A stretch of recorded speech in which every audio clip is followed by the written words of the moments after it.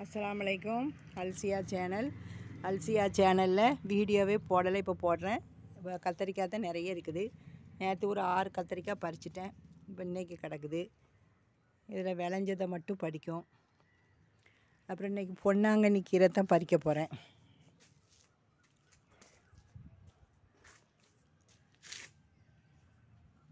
இந்த கத்திரிக்காய் எடுத்துரும் கட் பண்ணி. 2 கத்திரிக்காய் கிடக்குதுல.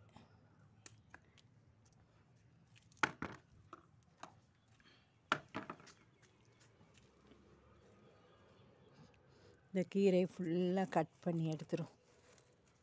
நல்லா தூத்துட்டு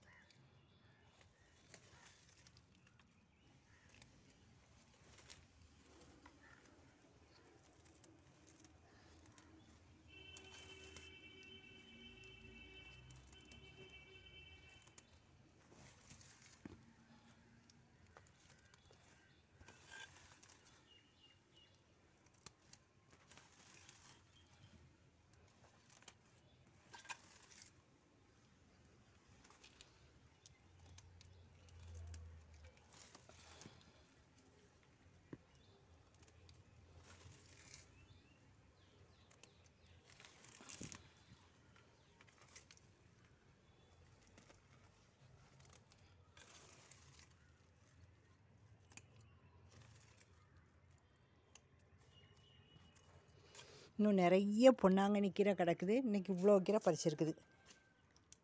இவ்வளோ கீரை பறிச்சிருக்கு. கத்திரிக்காய் 2 இன்னும் கிடக்கு. இதில் உள்ள இந்த புல்லெல்லாம் பிடுங்கிடணும். ஒரு காம்பு வச்சாலே போதும், எல்லாமே அழகாக வந்துடும். பாவைக்காய் ஏற்கனவே 4 பாவைக்காய் பறிச்சிருக்கேன், அதை காட்டுறேன். அவரைக்காலையும் பூ நிறைய வச்சுட்டு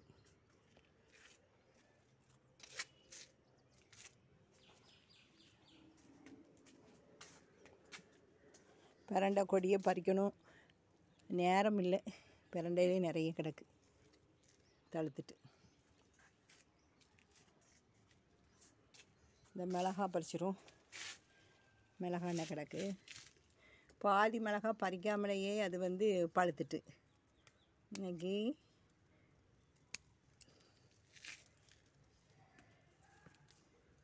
இலையும் அது ஒரே மாதிரி இருக்குது. நான் நிறைய பிஞ்சு அடிச்சிருக்கேன் மிளகா. இந்த பிஞ்சு அடிச்சிருக்கு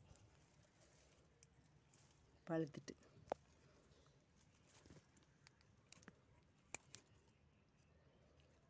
பழுத்த மிளகாயும் எடுத்துரும்.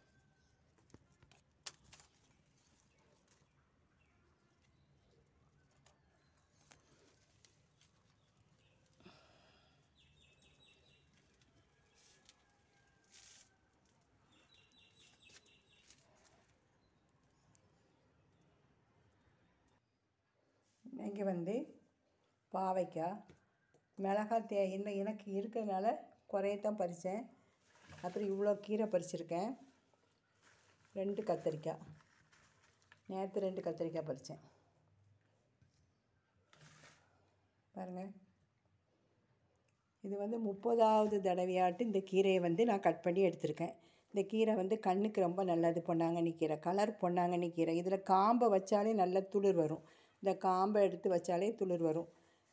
தேவையான கீரைகள் வீட்டிலையே நம்ம வச்சு பறிச்சிக்கலாம் நமக்கு தேவைப்படும் போது. இன்ஷா அல்லாஹ் நாளைக்கு ஒரு வீடியோ போடுறேன். இந்த வீடியோ பிடிச்சிருந்தால் லைக் பண்ணுங்க. இதுவரை சப்ஸ்கிரைப் பண்ணாதவங்க சப்ஸ்கிரைப் பண்ணுங்க. அஸ்ஸலாமு அலைக்கும்.